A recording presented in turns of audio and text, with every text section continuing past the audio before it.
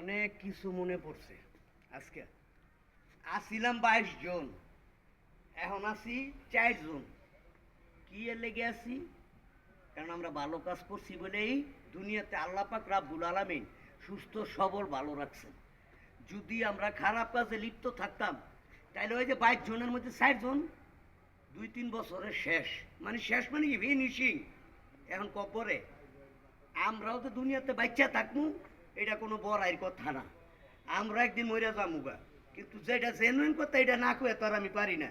কথাটা হইলো কি, না করছিলাম ভেঞ্চি ডিল খাইছ না, না করছিলাম গাঁজা খাইছ না, তখন না করি নাই। বাবা খাইছ না, খাইতে খাইতে এখন তো বেটা শেষ, দুনিয়াদারি শেষ। মাত্র বিয়ে করলে একটা বাচ্চা রাখিয়া বউ রাখিয়া দুনিয়া থেকে আওয়া হয়ে গেলি গা। কাজটা মারাত্মক লেভেলে খারাপ করছস।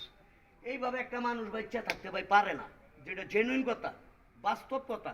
একটা মানুষ বেঁচে থাকতে হইলে সব দিক দিয়ে চিন্তা ভাবনা করে বেঁচে থাকতে হবে। রাত্রা বয়ালে তোমরা থাকবা নেশার দান্দায়, তো তোমাকে দুনিয়াতে বাচ্চা থাকার কী লাভ? বইরে গেছো, বালাগাম করছো। আর ওই যে অল্প বয়সে হ্যাঁ তোমাকে বউগিলি বিধবা হয়ে গেছে গা মিয়া। এখন হেরা কি করবো, কেমনে চলবো?